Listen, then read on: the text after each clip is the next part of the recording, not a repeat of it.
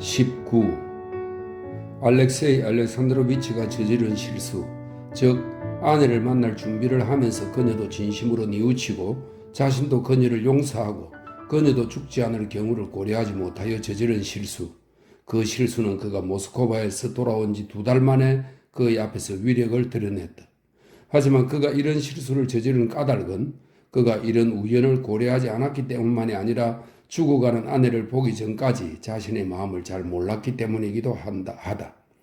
그는 병든 아내의 침대 옆에서 난생 처음으로 타인의 고통이 자신의 마음속에 불러일으키는 부드러운 연민에 자신을 내맡겼다. 예전에 그는 그러한 감정을 해로운 악행으로 생각하여 수치스럽게 여겼다. 그녀에 대한 연민, 그녀의 죽음을 바란 것에 대한 후회, 무엇보다 용서의 기쁨은 그로 하여금 갑자기 고통의 완화뿐 아니라 정신적 평온마저 느끼게 만들었다. 그러한 감정은 그가 예전에 한 번도 맛보지 못한 것이었다. 그는 문득 자신의 고통의 근원이었던 것이 정신적 기쁨의 근원으로 변하는 것을 느꼈다. 그리고 자신이 비난하고 질책하고 정오할 때는 도저히 해결할 수 없을 것처럼 보이던 것들이 자신이 용서하고 사랑하는 순간 단순하고 분명한 것으로 변하는 것을 느꼈다. 그는 아내를 용서했고 그녀의 고통과 후회를 동정했다. 그는 브론스키를 용서했고 특히 그의 절망적인 행동에 대한 소문을 들은 뒤로 그를 불쌍히 여겼다. 그는 예전보다 아들을 더욱 불쌍히 여겼고 이제는 아들에게 지나칠 정도로 관심을 쏟지 않은 것에 대해 스스로를 책망하기까지 했다. 그러나 갓 태어난 어린 여자아이에게는 연민뿐 아니라 부드러움이 깃든 어떤 특별한 감정을 느꼈다. 처음에 그는 단순한 연민의 감정에서 자신의 딸이 아닌 그 갓 태어난 연약한 여자아이에게 관심을 쏟았다. 그 여자아이는 어머니가 앓는 동안 보살핌을 받지 못했으므로 그가 돌보지 않았더라면 죽었을지도 모른다. 그는 자신이 어떻게 그 여자아이를 사랑하게 됐는지 깨닫지 못했다. 그는 하루에도 몇 번씩 어린이 방에 들러 오랫동안 그곳에 앉아 있었기 때문에 처음에는 그를 겁내던 유모와 보모도 그에게 익숙해졌다. 이따금 그는 잠든 아기의 샤프란 빛을 띤 발그스름한 얼굴을, 솜털이 보송보송하고 쪼글쪼글한 그 자그마한 얼굴을 말없이 30분 정도 바라보며 손가락을 구부린 채 손등으로 조그만 눈동자와 미간을 비비는 그 작고 포동포동한 두 손과 찡그린 이마의 움직임을 관찰했다. 특히 그런 순간이면 알렉세이 알렉산드로비치는 완벽한 평온을 느꼈으며 자신의 자아와 완전히 하나가 되는 기분을 맛보았다. 그럴 때면 자신의 처지에서 어떠한 이상한 점도 바꾸어야 할 그 무엇도 찾을 수 없었다. 그러나 시간의 흐름에 따라 그는 비록 이러한 상황이 자신에게 아무리 자연스럽게 느껴진다 해도 사람들이 자기를 그런 상태에 머물도록 내버려 두지 않는다는 점을 점점 더 분명히 깨달았다. 그는 자신의 영혼을 이끄는 선한 영적인 힘 외에도 그에 못지않은 어쩌면 그보다 더 강력한 힘, 그의 생활을 이끄는 또 다른 광폭한 힘을 느꼈다. 그리고 이 힘은 그가 바라는 겸허한 평온을 허락하지 않는다는 것을 깨달았다. 그는 사람들이 의심과 놀라움에 찬 시선으로 자신을 바라보고 있으며 그를 이해하지 못할 뿐 아니라 그에게서 무언가를 기대하고 있다는 느낌을 받았다. 특히 그는 아내와 자신의 관계가 견고하지 못하고 부자연스럽다는 것을 깨달았다. 죽음의 임박이 그녀 안에 불러일으킨 부드러움이 사라졌을 때 알렉세이 알렉산드로비치는 안나가 그를 두려워하고 부담스러워하며 그의 눈을 똑바로 쳐다보지 못한다는 것을 깨닫기 시작했다. 마치 그녀는 무언가를 바라면서도 그에게 차마 말하지 못하는 것처럼 보였다. 그리고 그들의 관계가 지속될 수 없다는 것을 예감하고 그에게서 무언가를 기대하는 것처럼 보였다. 2월 말 안나의 갓 태어난 딸, 역시 안나라고 이름 붙인 이 딸도 병에 걸렸다. 아침에 어린이 방에 들른 알렉세이 알렉산드로비치는 의사를 불러다 오라고 지시한 후 관청에 출근했다. 그는 업무를 끝내고 4시가 다 될 무렵 집으로 돌아왔다. 대기실에 들어섰을 때 그는 끈 장식과 곰 가죽 망토를 두른 잘생긴 하인이 아메리카산 개의 가죽으로 지은 하얀 민소매 외투를 쥐고 있는 것을 보았다. 누가 왔나? 알렉세이 알렉산드로비치가 물었다. 엘리자베타 페르노브나 트베르스카야 공작 부인입니다. 하인이 웃으며 대답했다. 아니, 알렉세이 알렉산드로비치에게는 웃는 것처럼 보였다. 그 괴로운 시기 내내 알렉세이 알렉산드로비치는 사교계의 지인들, 특히 여성들이 자기와 자기 아내에게 특별한 관심을 갖고 있음을 눈치챘다. 그는 이 지인들에게서 그들이 애써 감추는 어떤 기쁨을 눈치챘다. 그는 그와 똑같은 기쁨을 변호사의 눈에서, 지금은 이 하인의 눈에서 발견했다. 마치 다들 누군가를 시집 보내기라도 하듯 기뻐 날뛰는 것 같았다. 그와 마주친 사람들은 간신히 기쁨을 억누르며 안나의 건강에 대해 물었다. 드베르스카야 공작 부인의 방문은 그녀와 연관된 기억으로 보나, 그가 그녀를 전혀 좋아하지 않는다는 점으로 보나 알렉세이 알렉산드로비치에게 불쾌한 일이었다. 그래서 그는 곧장 어린이 방으로 갔다. 첫 번째 어린이 방에서는 세료자가 책상에 가슴을 붙이고 두 발을 의자에 올린 채 무언가를 그리며 즐겁게 종아를 그리고 있었다. 안나가 아픈 동안 프랑스인 가정교사의 후임으로 온 영국인 가정교사는 소년 옆에 앉아 코바늘로 작고 섬세하게 뜨는 레이스를 짜다가 황급히 일어나 무릎을 굽혀 인사하고 세료자를 잡아당겼다. 알렉세이 알렉산드로비치는 한 손으로 아들의 머리를 쓰다듬어주고 아내의 건강을 묻는 가정교사의 물음에 답한 후 의사가 아기에 대해 무슨 말을 했는지 물었다. 의사 선생님은 위험할 일이 전혀 없다고 하시며 목욕을 시키라고 지시하셨습니다, 주인님. 하지만 아기가 내내 괴로워하지 않습니까? 알렉세이 알렉산드로비치는 옆방에서 들리는 아기의 울음소리에 귀를 기울이며 말했다. 제 생각에는 유모에게 문제가 있는 것 같습니다, 주인님. 영국인 여자는 단호하게 말했다. 왜 그렇게 생각합니까? 그는 걸음을 멈추고 물었다. 폴 백작 부인의 댁에서도 그런 일이 있었습니다, 주인님. 아기에게 의사들의 치료를 받게 했지만 알고 보니 아기는 단지 배를 골아서 그런 것뿐이었습니다. 유모의 젖이 말라버렸던 거죠. 알렉세이 알렉산드로비치는 곰곰이 생각에 잠겼다. 그는 그렇게 잠시 서 있다가 다른 문으로 들어갔다. 유모의 팔에 몸을 구부리고 누운 여자아이는 고개를 뒤로 젖힌 채 눈앞에 있는 불룩한 젖을 풀려고도 않고 그 위로 몸을 숙인 유모와 보모가 아무리 쉬쉬하며 달래도 울음을 그치려 하지 않았다. 아직도 그대로입니까? 알렉세이 알렉산드로비치가 말했다. 몹시 불안해합니다. 보모가 소곤소곤 대답했다. 미스 에드워드는 어쩌면 유모의 젖이 말랐을지도 모른다고 하던데, 그가 말했다. 저도 그렇게 생각합니다, 알렉세이 알렉산드로비치. 그럼 왜 그렇다고 말하지 않았습니까? 누구에게 말하나요? 안나 에르카지예브나는 계속 건강이 안 좋고, 보모는 뾰로통하게 대답했다. 보모는 오랫동안 이 집에 한의로 있었다. 그래서 알렉세이 알렉산드로비치는 그녀의 이 단순한 말에서도 그의 처지에 대한 암시를 느꼈다. 아기는 쉰 목소리로 숨이 넘어가도록 더욱 크게 울어댔다. 보모는 한 손을 내줬더니 아기에게 다가가 유모의 팔에서 아기를 넘겨 안고는 아기를 흔들며 왔다 갔다 하기 시작했다. 의사에게 유모를 진찰해달라고 부탁해야겠군. 알렉세이 알렉산드로비치가 말했다. 겉보기에 건강하고 멋지게 차려입은 유모는 해고당할까 두려워하며 입속으로 뭐라고 중얼거리더니 커다란 젖가슴을 가리고 자기 젖의 양을 의심하는 것에 대해 경멸하듯 미소를 지었다. 알렉세이 알렉산드로비치는 그 미소 속에서도 자신의 처지에 대한 조소를 발견했다. 불쌍한 아가. 보모는 이렇게 말하고는 아이의 울음을 그치게 하려고 쉬쉬 소리를 내며 계속 거닐었다. 알렉세이 알렉산드로비치는 의자에 앉아 이리저리 걷고 있는 보모를 고통스럽고 âm울한 얼굴로 바라보았다. 보모는 가까스로 울음을 그친 아기를 작고 깊숙한 침대에 눕힌 뒤 베개를 고쳐주고 자리를 떴다. 그러자 알렉세이 알렉산드로비치는 그 자리에서 일어나 조심조심 발끝으로 걸으며 아기에게 다가갔다. 잠시 그는 âm 울한 얼굴로 말없이 아기를 바라보았다. 그런데 갑자기 그의 머리칼과 이마에 살갗이 움직이면서 그의 얼굴에 미소가 떠올랐다. 그는 조용히 방에서 나갔다. 그는 식당에서 벨을 울리고 그곳에 들어온 하인에게 다시 의사를 부르라고 지시했다. 그 귀여운 아기를 보살피지 않는 아내에게 화가 치밀었다.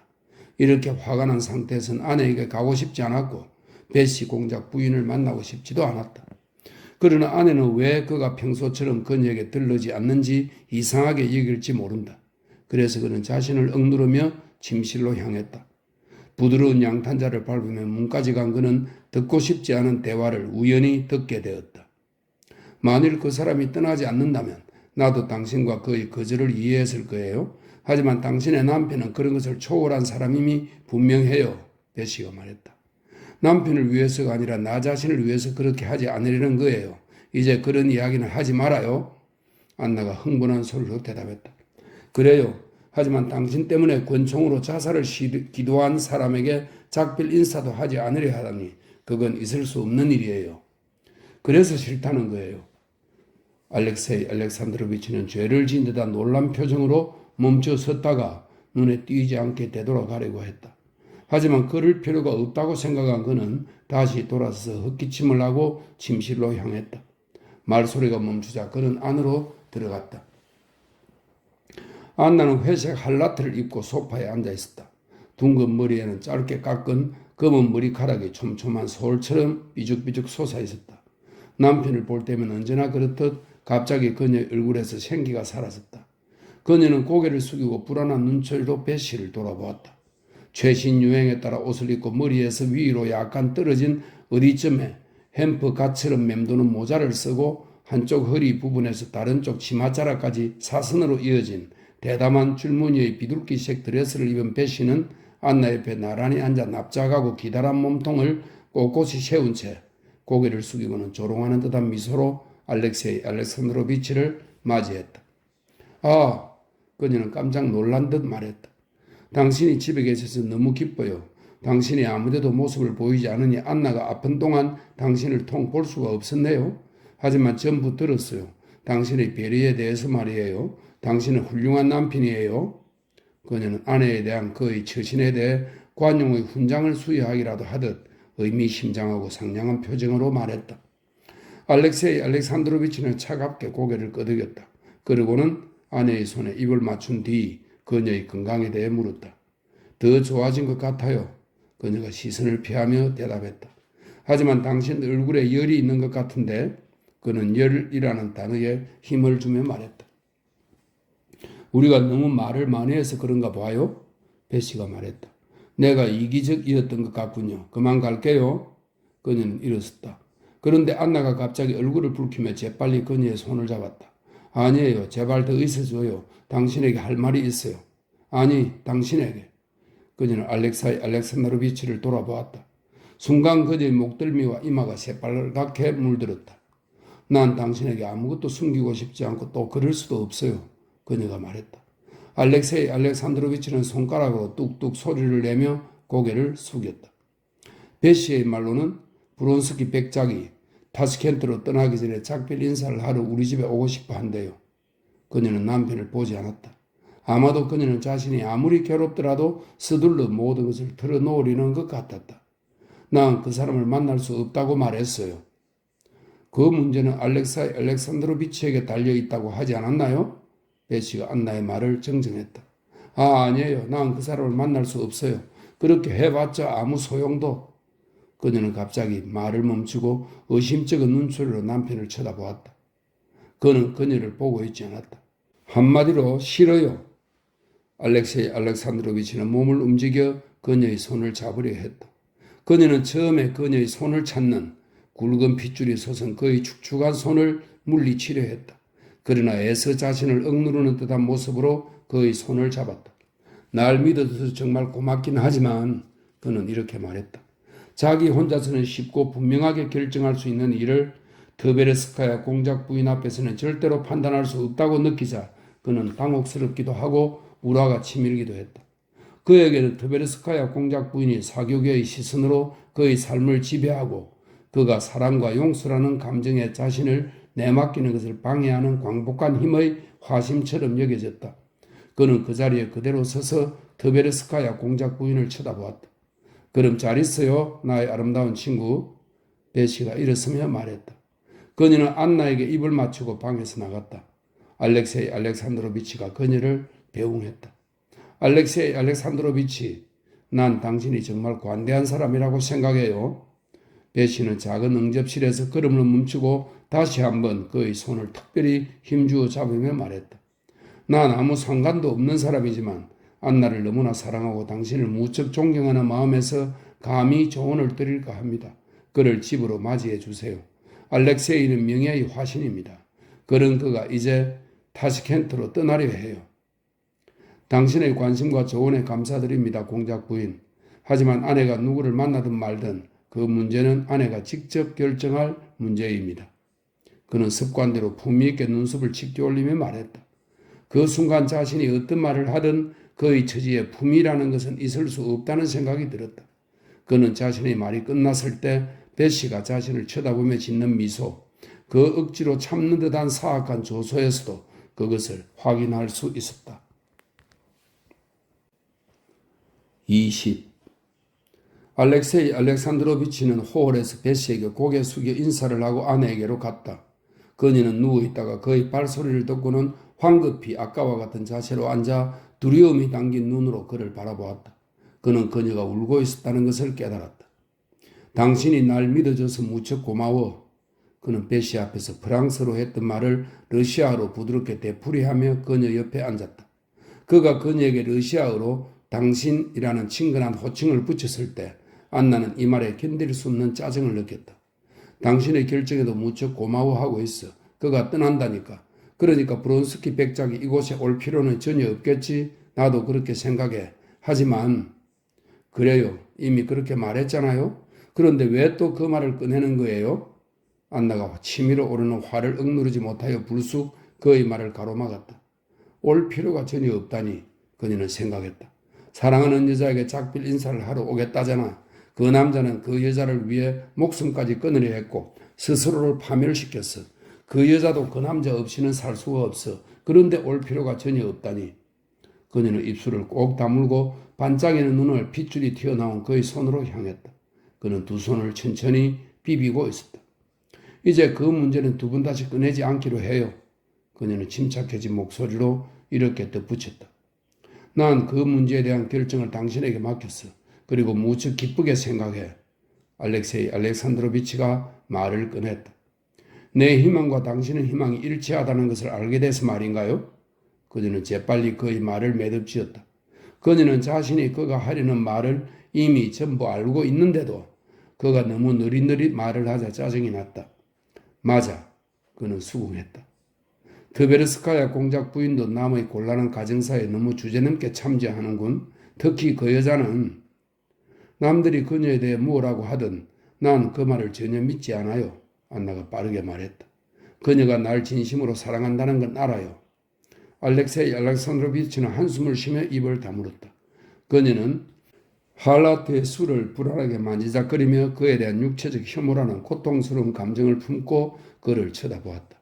그녀는 그러한 감정에 대해 스스로를 질책했지만 그것을 이겨낼 수 없었다. 이 순간 그녀가 바라는 것은 오직 한 가지, 즉 그와 함께 있는 이 역겨운 상황에서 벗어나는 것이었다. 지금 의사를 불러오라고 사람을 보냈어. 알렉사이 알렉산드로비치가 말했다. 난 건강해요. 나한테 의사가 왜 필요해요? 아니야. 아이가 너무 울어서 불렀어. 사람들의 말로는 유모의 젖이 부족하다고 하더군. 내가 그렇게 간곡히 부탁했는데 당신은 어째서 내게 젖을 먹이도록 허락하지 않았나요? 아무래도 상관없지만 여기 설명이 있습니다. 알렉세이 알렉산드로비치는 아무래도 상관없다라는 말이 무엇을 의미하는지 알고 있었다 말입니다. 아무래도 상관없지만 그 애는 갓난아기예요. 그런데 사람들이 그 애를 죽이고 있어요. 그녀는 뼈를 울려 아기를 데려오라고 지시했다. 내가 젖을 먹이게 해달라고 했잖아요. 그때는 허락하지 않더니 이제 와서 날 비난하네요. 비난하는 게 아니라 아니에요. 당신은 비난하고 있어요. 아 하나님 난 왜 죽지 않았을까? 그녀가 흐르키기 시작했다. 미안해요. 내가 흥분했나 봐요. 내가 옳지 않았어요. 그녀가 냉정을 되찾으며 말했다. 하지만 이제 나가줘요.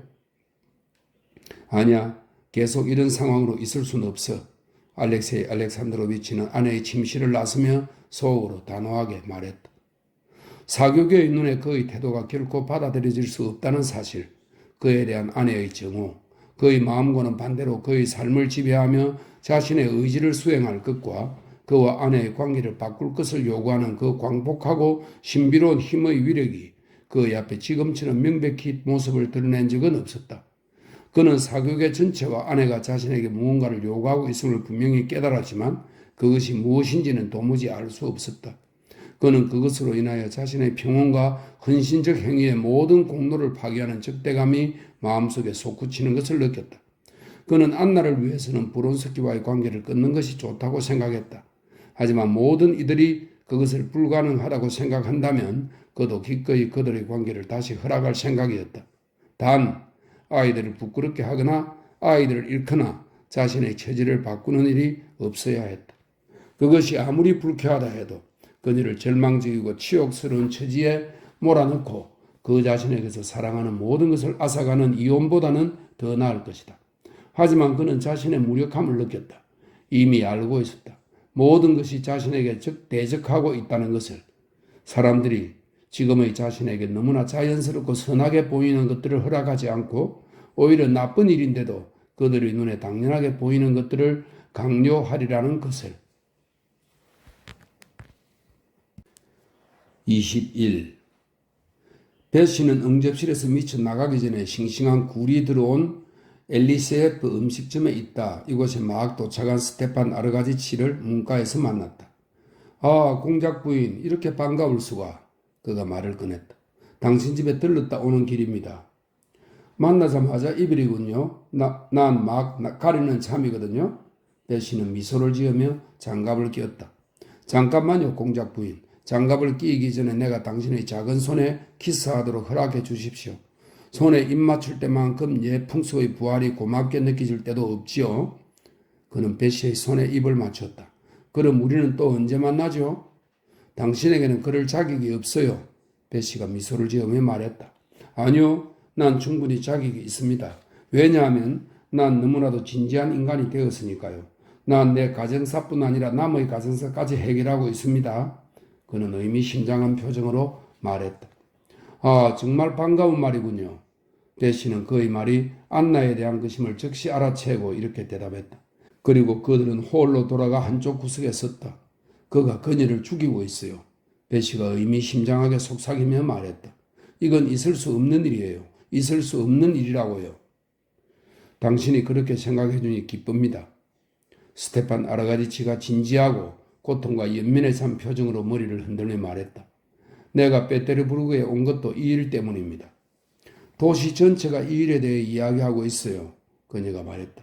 이것은 있을 수 없는 상황이에요. 그녀는 점점 쇠약해지고 있어요. 그는 그녀가 자신의 감정을 하찮게 여기지 못하는 여자라는 걸 몰라요. 둘 중에 하나예요. 그가 그녀를 데리고 나와서 활기차게 행동하든지 이혼을 해주든지 말이에요. 그런데 이건 그녀의 목을 조이는 거라니까요. 네, 그렇죠. 바로 그겁니다. 오블론스키가 한숨을 쉬며 말했다. 내가 온 것도 그 때문입니다. 사실 그 때문은 아니고 내가 이번에 시종으로 임명됐습니다. 그래서 감사 인사를 해야 해서 왔죠. 하지만 중요한 것은 그 문제를 해결하는 겁니다. 그럼 하나님의 도우심이 있기를 배씨가 말했다.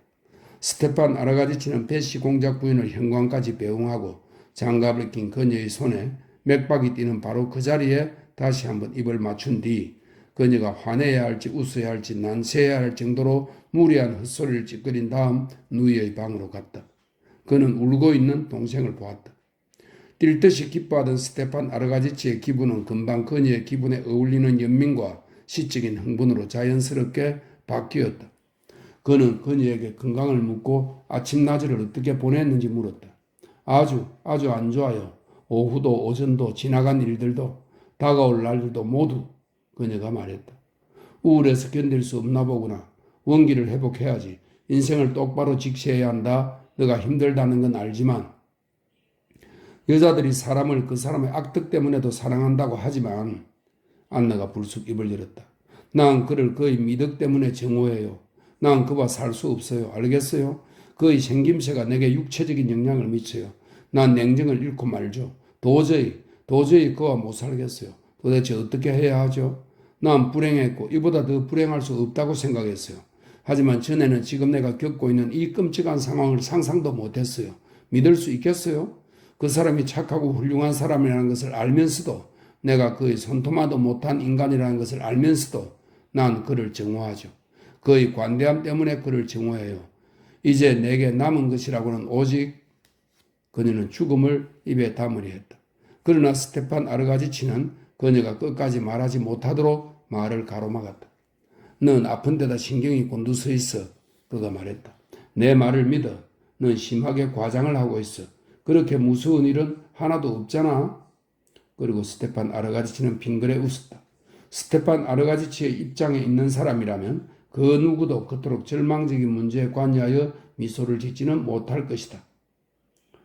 하지만 그의 미소는 선량함으로 가득하고 그 여성적인 부드러움마저 띄었기 때문에 사람의 감정을 상하게 하기는커녕 사람의 마음을 가라앉히고 평온하게 만들었다. 사람의 마음을 진정시키는 그의 잔잔한 말과 미소는 아몬드 버터처럼 부드럽고 평온한 효과를 불러일으켰다. 안나도 곧 이것을 느꼈다. 아니에요, 스티바. 그녀가 말했다. 난 파멸했어요. 파멸했다고요. 아니, 파멸한 것보다 더 나빠요. 난 아직 파멸하지 않았어요. 모든 게 끝났다고 말할 수 없어요. 오히려 아직 끝나지 않았음을 느껴요. 난 팽팽하게 당겨진 현 같아요. 언젠가 끊어지고 말겠죠? 하지만 아직 끝나지 않았어요. 이제 무서운 결말을 맞게 될 거예요. 괜찮아. 현을 천천히 느슨하게 하면 돼. 출구 없는 상황은 없어. 난 생각하고 또 생각했어요. 방법은 오직 하나. 또다시 그는 두려운 빛을 띤 그녀의 눈길에서 그녀가 생각하는 그 유일한 출구가 죽음이라는 것을 깨닫고 그녀의 말을 가로막았다. 결코 그렇지 않아. 그가 말했다. 잠깐, 넌 너의 상황을 나처럼 볼 수 없어. 내 생각을 솔직히 말해도 되겠니? 그는 다시 아몬드 버터 같은 미소를 조심스레 지었다. 처음부터 말해볼게. 넌 너보다 20살이나 더 많은 남자와 결혼했어.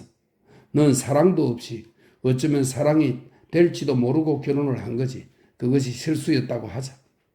끔찍한 실수였어요. 안나가 말했다. 하지만 다시 한번 말하마. 그건 이미 일어난 사실이야. 그러고 나서 넌 이를테면 남편이 아닌 남자를 사랑하는 불행을 겪게 되지. 그건 불행이야. 하지만 그건 역시 이미 일어난 사실이야. 너희 남편도 그것을 인정하고 용서했지. 그는 한 문장이 끝날 때마다 말을 멈추고 그녀의 반박을 기다렸다. 그러나 그녀는 아무 대답도 하지 않았다. 상황은 이래. 이제 문제는 바로 너가 남편과 계속 살 수 있느냐 없느냐 하는 것이지. 넌 그렇게 하기를 바라니? 그가 그걸 원하나? 아무것도 모르겠어요. 하지만 너의 입으로 그를 견딜 수 없다고 말하지 않았니?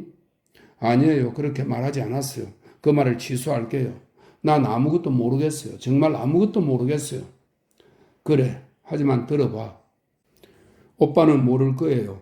낭떠러지로 곤두박질 치는 기분이에요. 하지만 난 구원받아서는 안 돼요. 물론 구원받을 수도 없고요. 괜찮아. 우리가 밑에 무엇라도 깔아 널 받아줄 테니까. 난 널 이해해. 너가 결단력 있게 자신의 희망과 감정을 입 밖으로 낼 수 없다는 것을 이해한다. 아무것도 바라지 않아요. 다만 이 모든 게 어서 끝나기만 바랄 뿐이에요. 하지만 그 사람도 이것을 보고 있어. 그 사람도 안단 말이야. 정말로 넌 그도 너 못지않게 이 일로 괴로워하고 있다고 생각하기는 하니? 너도 괴롭지만 그도 괴로워. 과연 어떻게 여기서 벗어날 수 있을까?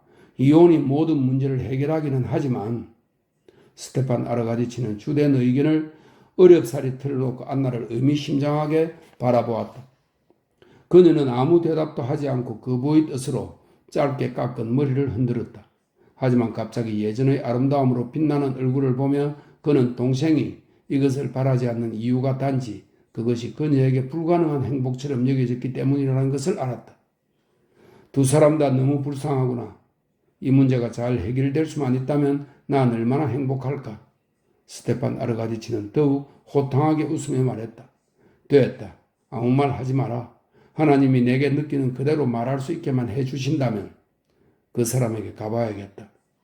안나는 생각에 잠긴 빛나는 눈으로 그를 바라보았지만 아무 말도 하지 않았다. 22. 스테판 아르가지치는 관청의 상석에 앉을 때처럼 다소 엄숙한 얼굴로 알렉세이 알렉산드로비치의 서재에 들어갔다. 알렉세이 알렉산드로비치는 뒷짐을 지고 방 안을 왔다 갔다 하면서 스테판 아르가지치가 안나에게 이야기하던 바로 그 문제에 대해 생각하고 있었다. 내가 방해했나? 스테판 아르가지치는 매제를 보며 문득 그에게 익숙하지 않은 당혹감을 느꼈다. 그는 이 당혹스러움을 감추기 위해서 방금 산 새로운 방식의 글씨가 달린 담배 케이스를 꺼내 가죽 냄새를 맡고 담배 한 개비를 뺐다. 아니 여기에 어쩐 일입니까? 알렉사이 알렉산드로비치는 마지못해 대답했다. 그게 말이야 하고 싶은 말이 해야 할 말이 그래 자네에게 꼭 해야 할 말이 있어. 스테판 아르가디치는 이 익숙하지 않은 소심한 감정에 놀라며 말했다. 이 감정은 너무나 뜻밖이고 낯설어서 스테판 아르가디치는 이것이 그가 지금 하려고 하는 일을 나쁘다고 말해주는 양심의 소리라고는 도저히 믿을 수 없었다. 스테판 아르가디치는 자신을 억누르고 그에게 엄습한 소심함을 몰아냈다. 자네가 누이에 대한 내 사랑을 그리고 자네에 대한 나의 진심 어린 사랑과 존경을 믿어주었으면 해. 그가 얼굴을 붉히며 말했다. 알렉세이 알렉산드로비치는 그 자리에 서서 아무 대답도 하지 않았다. 하지만 그의 얼굴은 순종적인 재물 같은 표정으로 스테판 아르가디치에게 깊은 감명을 주었다. 내가 말하려 한 것은 난 누이와 자네 부부의 처지에 대해 이야기하고 싶어. 스테판 아르가디치는 익숙하지 않은 쑥스러움과 계속 싸우며 말했다. 알렉세이 알렉산드로비치는 서글프게 웃으며 처남을 바라보고는 아무 대답 없이 테이블로 다가가 막 쓰기 시작한 편지를 집어 처남에게 건넸다. 나도 그 문제에 대해 끊임없이 생각해요. 그래서 실은 편지를 쓰고 있었죠. 나도 글을 써야 말을 더 잘할 것 같고 그녀도 내가 있으면 초조해야 한다는 생각이 들어서 그가 편지를 건네며 말했다. 스테판 아르가디치는 편지를 받고 나서 당혹스럽고 놀라운 감정으로 자신에게 고정된 그 흐릿한 눈동자를 바라본 후 편지를 읽기 시작했다. 난 내 존재가 당신을 괴롭힌다는 것을 알고 있어. 그것을 확인하는 것이 아무리 괴로운 일이라 해도 난 그것이 사실이며 다른 상황이 있을 리 없다는 걸 잘 알고 있어. 당신을 비난하는 것이 아니요. 아픈 당신을 보고 나서 우리 사이에 있었던 모든 일을 잊고 새로운 생활을 시작하겠다고 진심으로 결심했어. 이 점에 대해서는 하나님이 나의 증인이요. 난 내가 한 일을 후회하지 않고 앞으로도 결코 후회하지 않을 거요. 하지만 내가 바란 것은 오직 한 가지, 당신의 행복, 당신 영혼의 행복이었어. 그리고 지금 난 내가 그것을 이루지 못했음을 알고 있어. 무엇이 당신의 영혼에 참된 행복과 평화를 줄 수 있는지 당신이 직접 내게 말해주오. 정의에 대한 당신의 감각과 당신의 의지에 모든 것을 맡기겠소. 스테판 아르가디치는 편지를 되돌려주고 무슨 말을 해야 할지 몰라 여전히 당혹스러워하며 계속 메지를 쳐다보았다. 이러한 침묵이 두 사람 모두에게 어찌나 거북했던지 스테판 아르가디치는 카레닌의 얼굴에서 눈을 떼지 못한 채 계속 침묵하는 동안 얼굴에 병적인 경련이 일어나는 것을 느꼈다. 이것이 바로 내가 아내에게 하고 싶었던 말입니다. 알렉세이 알렉산드로비치는 얼굴을 돌리며 말했다. 그래, 그랬군. 스테판 아르가디치는 눈물로 목이 메어 대답을 할 수 없었다. 그래, 자네를 이해해. 그는 간신히 입을 뗐다. 아내가 무엇을 바라는지 알고 싶어요. 알렉세이 알렉산드로비치는 말했다. 난 그의 스스로도 자신의 처지를 모르고 있는 게 아닐까 두려워. 그 애는 심판관이 아니잖아. 스테판 아르가디치는 냉정을 되찾고 말했다. 그 애는 압도됐어. 정확히 말해 자네의 관대함에 압도됐지.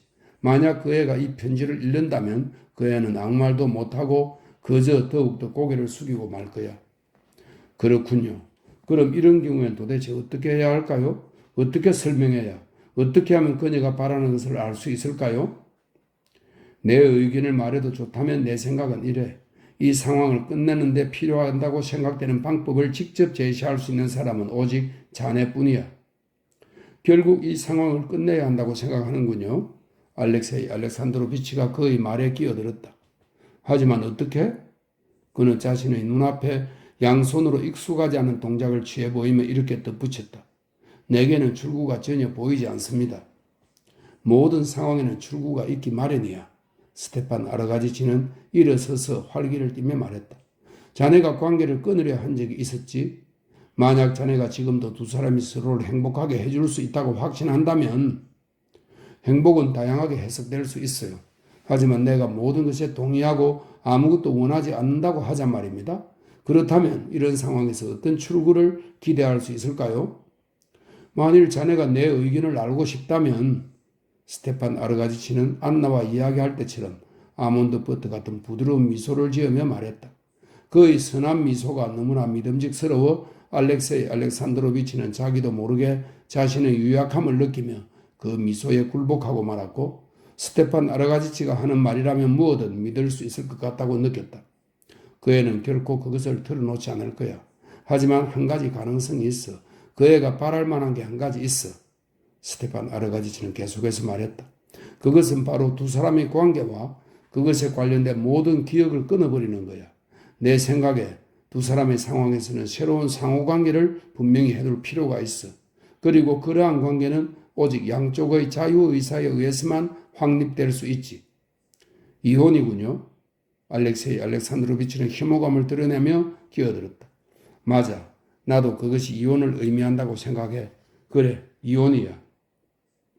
스테판 아르가지치는 얼굴을 붉히며 말을 되풀이했다. 모든 점으로 보아 자네들 같은 관계에 있는 부부에게는 그것이 가장 합리적인 방법이야. 부부가 더 이상 함께 살 수 없다고 생각한다면 달리 어떻게 할 수 있겠나?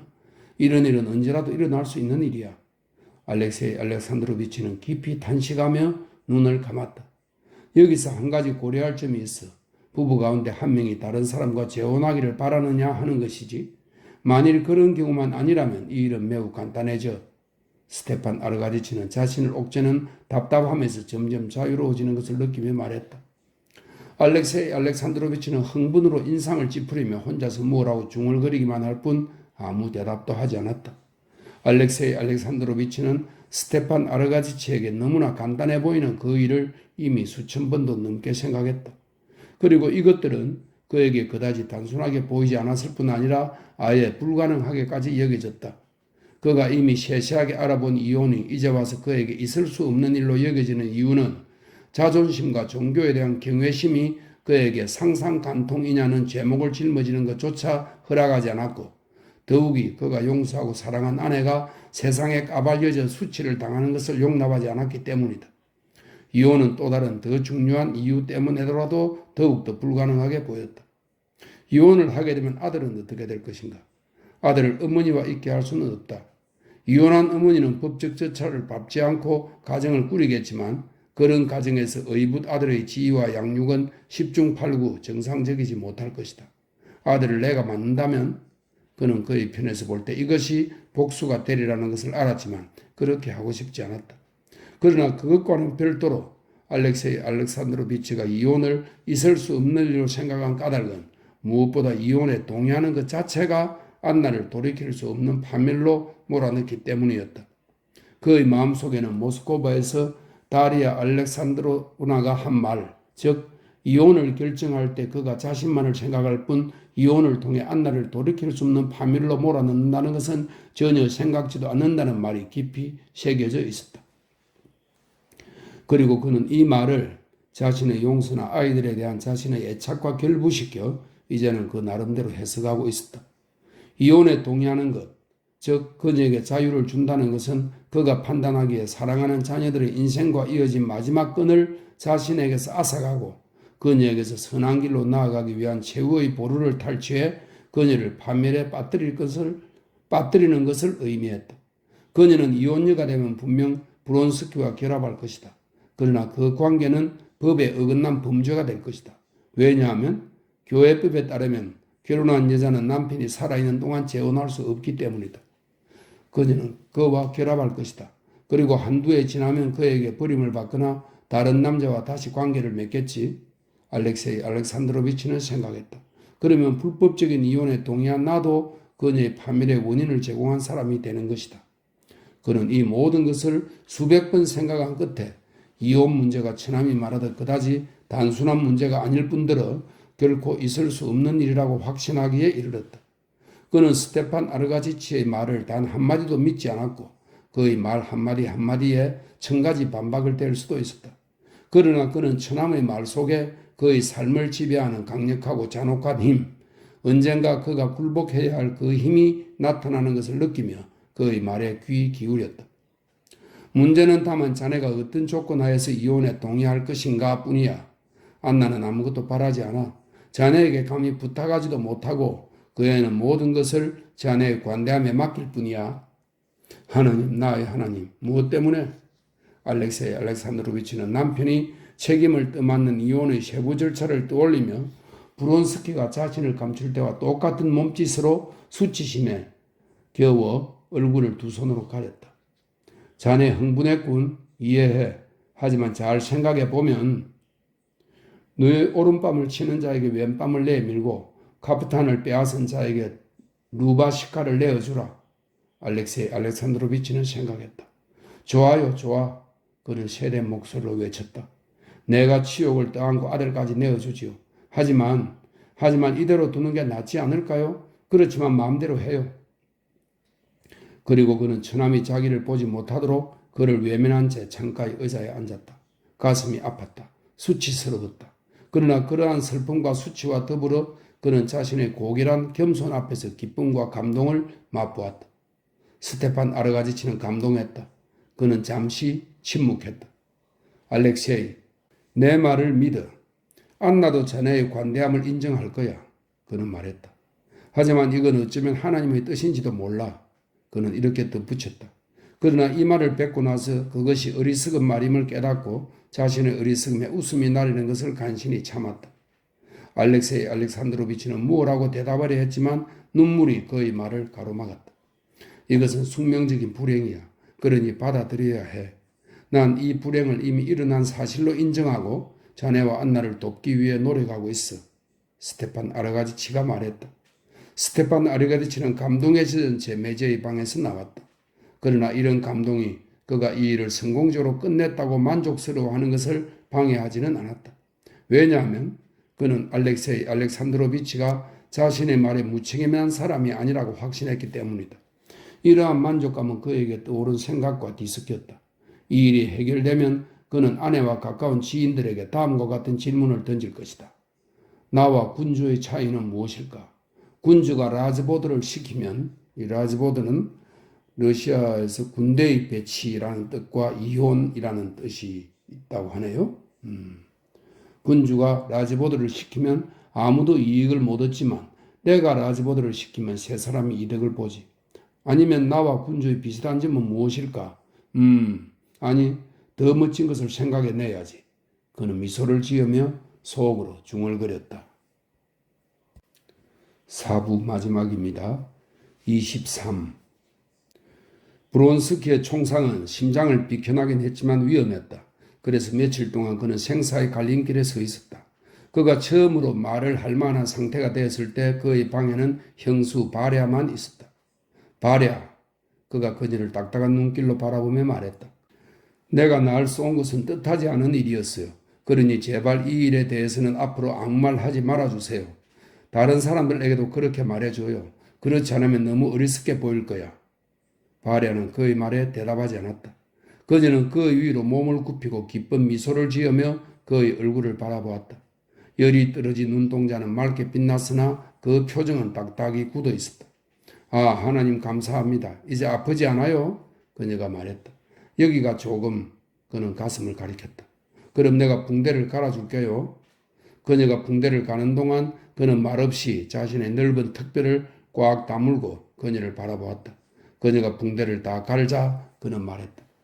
헛소리를 하는 게 아니야. 제발 부탁해요. 내가 고의로 자신을 쐈다는 말이 나돌지 않게 해줘요. 아무도 그렇게 말하지 않아요. 난 그저 당신이 더 이상 우연히 자신을 쏘는 일이 없기를 바랄 뿐이에요. 그녀는 무언가 묻고 싶은 듯한 미소를 지으며 말했다. 아마 그런 일은 없을 거예요. 하지만 차라리. 그리고 그는 침울한 미소를 지었다. 바랴를 그토록 놀라게 한 그 말과 미소에도 불구하고 염증이 가라앉고 건강이 회복되기 시작하자 그는 자신이 슬픔의 일부에서 완전히 해방되었음을 느꼈다. 마치 이러한 행위로 이전에 맛본 수치와 모욕을 자신에게서 씻어내기라도 한 듯 했다. 그는 이제 평안한 마음으로 알렉세이 알렉산드로비치를 생각할 수 있었다. 알렉세이 알렉산드로비치의 관대함을 전적으로 인정했고 더 이상 자신을 모욕당한 존재로 느끼지 않았다. 게다가 그는 또다시 예전의 생활 궤도에 빠져들었다. 그는 수치심 없이 사람들의 눈을 볼 가능성을 느꼈고 자신의 습관에 따라 살 수도 있게 되었다. 그가 자신의 심장에서 뜯어낼 수 없었던 유일한 감정은 그녀를 영원히 잃었다는 절망에 가까운 회한이었다. 물론 그도 그 감정과 끊임없이 싸우기는 했지만 안나의 남편 앞에서 자신의 죄를 속죄한 지금에 와서는 그녀와 인연을 끊고 다시는 후회하는 그녀와 그녀의 남편 사이에 서지 않겠다는 생각이 마음속에 굳게 자리 잡았다. 그러나 그는 그녀의 사랑을 잃은 것에 대한 회한을 마음에서 떨칠 수 없었고 그녀와 함께 알게 된 행복한 순간들, 그때는 별로 소중한 줄 몰랐으나 이제는 한껏 매력을 말하며 그를 쫓는 순간들을 기억 속에서 지워버릴 수 없었다. 세르프옵스키는 브론스키에게 타시켄트에서 근무할 것을 권유했고 브론스키는 조금의 망설임도 없이 그 제안에 동의했다. 하지만 출발할 때가 점점 가까이 다가오자 자신이 감수하려 한 희생이, 또 자기가 짊어지는 게 당연하다고 생각한 희생이 점차 무겁게 느껴졌다. 그는 상처가 아물자 타시켄트로 떠날 준비를 하며 여기저기 돌아다녔다. 그녀를 한번 봐야 자취를 감추든 죽든 할 텐데 그는 이렇게 생각하고 베시에게 작별 인사를 하러 갔을 때 그 생각을 털어놓았다. 베시는 이 사명을 띠고 안나를 찾아갔으나 부정적인 답변을 안고 그에게 돌아왔다. 차라리 더 잘됐어. 그 소식을 들은 브론스키는 이렇게 생각했다. 그것은 내 마지막 힘을 파괴할 약점이었어. 이튿날 아침 베시는 몸소 그를 찾아와 오블론스키에게서 알렉세이 알렉산드로비치가 이혼에 동의했다는 긍정적인 소식을 받았다고 알리며 이제 그도 안나를 만날 수 있다고 말했다.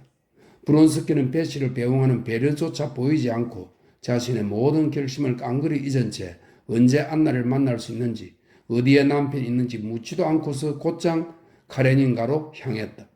그는 아무것도 쳐다보지 않고 계단을 뛰어 올라간 후 내달리고 싶은 마음을 간신히 억누른 채 빠른 걸음으로 그녀의 방에 들어섰다.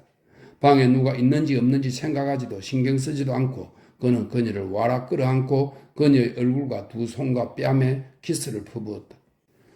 안나는 이미 이런 만남을 각오하고 그에게 무슨 말을 할지도 생각해 두었지만 아무 말도 할 수 없었다. 그 열정이 그녀를 삼켜버리고 만 것이다. 그녀는 그를 진정시키고 자신도 진정하려 했지만 이미 너무 늦어버렸다.